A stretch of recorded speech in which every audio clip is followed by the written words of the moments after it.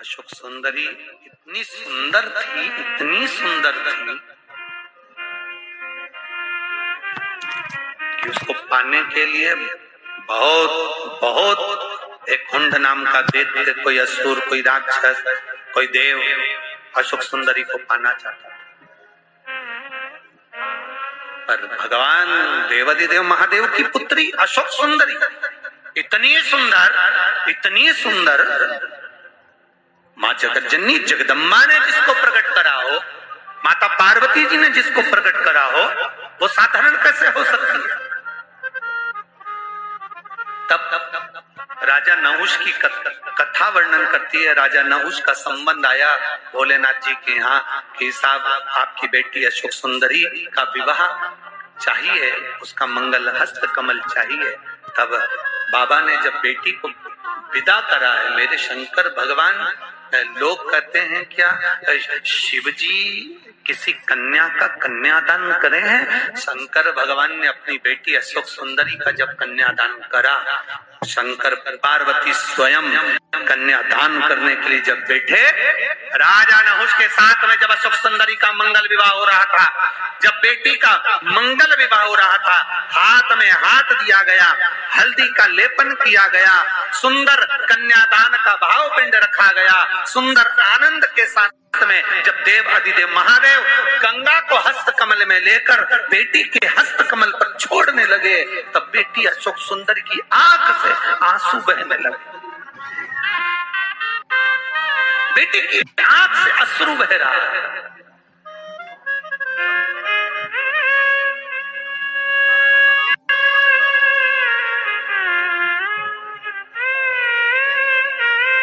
बेटी की प्रसन्नता, बेटी के जन्म की प्रसन्नता, बेटी के विवाह की प्रसन्नता, बेटी के बच्चों के जन्म की प्रसन्नता कोई पिता से पूछे क्या होती है? और आप तो ब्रजरज में रहते हो, ब्रजभानु जी के घर में जब लाली को जन्म हुआ था ना, तो ब्रजभानु जी के यहाँ की जो ब्रजभानु जी की जो सासू जी थी ना, राधा जी की नानी, इतनी खुश हुई थी। नानी दोनों बहुत खुश हुई थी। भगवान कृष्ण की जो नानी थी यशोदा जी की माँ पाटला देवी, जब कृष्ण का जन्म हुआ था, जब वो भी बड़ी प्रसन्न हुई थी, और राधा जी की जो नानी थी वो भी बड़ी प्रसन्न हुई थी।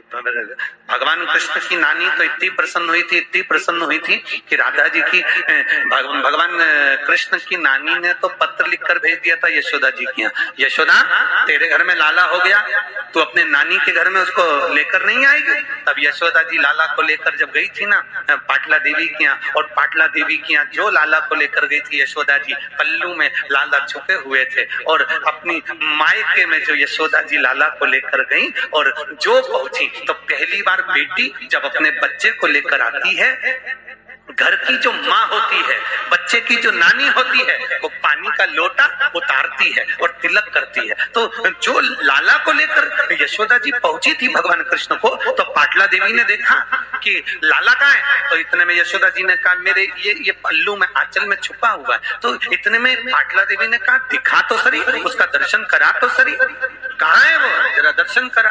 अब जो यशोदा जी ने अपने लाला के ऊपर से वस्त्र हटाया और पाटला देवी ने जो कन्हैया का दर्शन करा, दर्शन करते से आरती की थाली से आरती नहीं उतार दी, सबसे पहले आरती की थाली नीचे रखी और लाला का मुख फिर से देखा, और देखते से ही बोली रे यशोदा, अरे ओ बेटी यशोदा। यशोदा बोली हाँ मैया, तू गोरी, नंद बाबा गोरे, ये कारो कहां से आया? ओ यशोदा। यशोदा जी गोदी में लाला को लेकर बोली मैया आधी रात को पैदा हुआ इसलिए काला हो गया। पाटला देवी बोली आधी रात को चांद भी तो निकलता है, उसके जैसा हो जाता। मैया रात को हुआ था, मेरे स्तनों में दूध नहीं आया ना मैया, तो घर में जो काली गाय थी ना उसका दूध पिला दिया इसको, इसलिए काला हो गया। यशोदा जी बोली दूध काली गाय का हो चाहे लाल गाय का हो, दूध तो सफेद होता है, फिर ये गोरा क्यों नहीं? इतने में यशोदा जी बोली जब ये हुआ गोपियां इसको गले लगाने को आई, सबकी आंख का काजल चिपक गया, इसलिए काला। अरे आधी रात को जन्म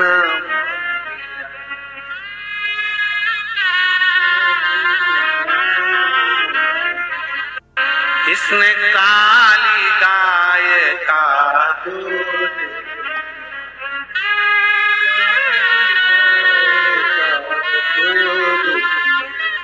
गायों का रंग काला, इसलिए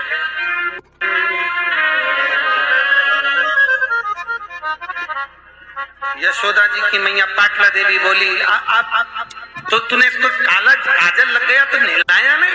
यशोदा जी बोली, खूब नहलाया पर आज तक गोरा नहीं हुआ। इतने में पाटला देवी बोली, तू हट, अब नानी को दे। और जो नानी ने हाथ में लिया, नानी सवेरे से उठती, लहंगा करती ऊंचा, पांव करती लंबा और कन्हैया को पटक लेती उल्टा। कितनी नानी बेटी है यहाँ? जितनी भी नानी बेटी है जरा हाथ तो उठाओ। तुमने अपने नाती की मालिश करी कि नहीं करी? अरे बोलो तो दोनों हाथ हिलाकर बताओ जरा, सही है? कैसे करी? लहंगा करा ऊंचा और ऊंचा करके छोरे को पटका पांव में, सिर किधर? बोलो बोलो, बच्चे का सिर किधर रहता है? घुटने के पास कि पांव के पास? पांव के पास सिर, और पांव किधर? नानी की छाती के पास।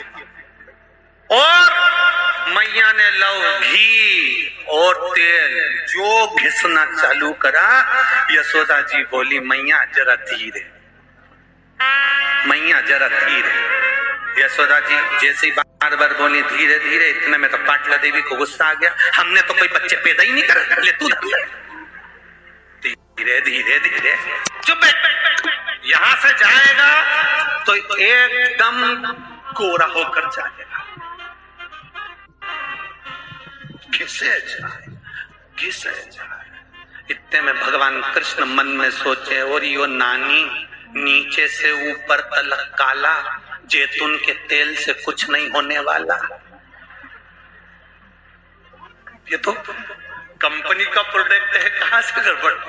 कौन सा तेल घिसे? ओ नानी, अरे नीचे से ऊपर तक काला, तेल से तेरे कुछ नहीं होने वाला। क्या होगा? क्या होगा?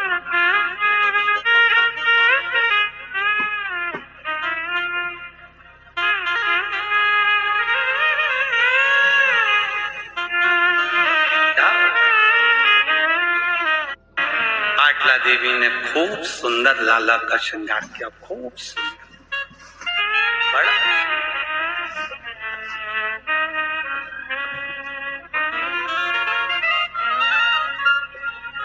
बहुत सुंदर श्रृंगार। और जो सुंदर श्रृंगार पाटला देवी ने करा, यशोदा जी बड़ी खुश हुई कि मेरे नानी के घर से मेरा पुत्र जा रहा है तो सुंदर बनकर जाना। उस दिन भगवान कृष्ण का नाम श्याम सुंदर हो गया।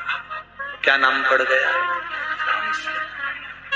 अब ये सुंदरता साधारण थी ब्रजभानु जी के यहाँ भी। जब लाली का जन्म हुआ, बेटी का जन्म हुआ, और लाली जब ब्रजभानु जी के घर में प्रकट हुई, तो बेटी के जन्म पर खुशी किसको कहते हैं?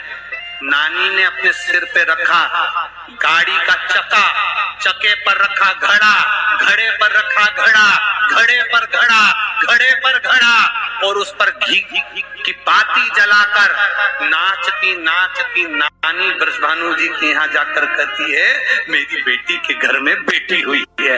ये प्रसन्नता होती है बेटी के जन्म। ये ब्रज में ब्रजवासियों से सीखना चाहिए कि बेटी के जन्म की प्रसन्नता किसको करें।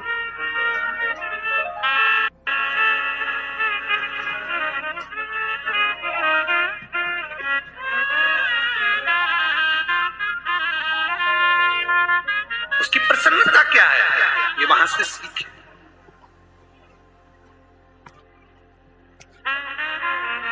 भगवान जब अशोक सुंदरी का हाथ में हाथ देकर कन्यादान कर रहे हैं, गंगा का जल हस्त कमल से नीचे दे रहे हैं, कन्यादान छोड़ते समय अशोक सुंदरी की आंखों में जल भरा। पिता की दृष्टि गई भोलेनाथ जी की अशोक सुंदरी को।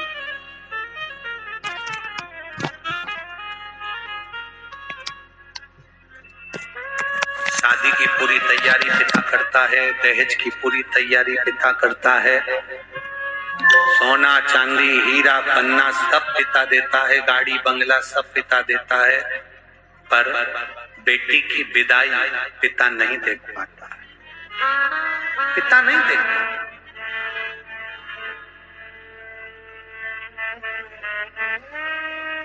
बेटी की विदाई नहीं देख पाता। शिव जी अशोक सुंदरी को देखकर कन्यादान करने के बाद पार्वती जी से कहते हैं, ये बेटी की विदा सुनो। पर अशोक सुंदरी के नैनों में जल है। अशोक सुंदरी कन्यादान होने के बाद जब विदा होने लगी तो अपने पिता के पास में आई। शिव जी से अशोक सुंदरी कहती हैं, बाबुल मैं जा रही हूं, आप मुझे कोई वर ना देंगे? शिव कहते हैं, सुन अशोक सुंदरी, संसार की जो बेटी, संसार की जो स्त्री, संसार की जो नारी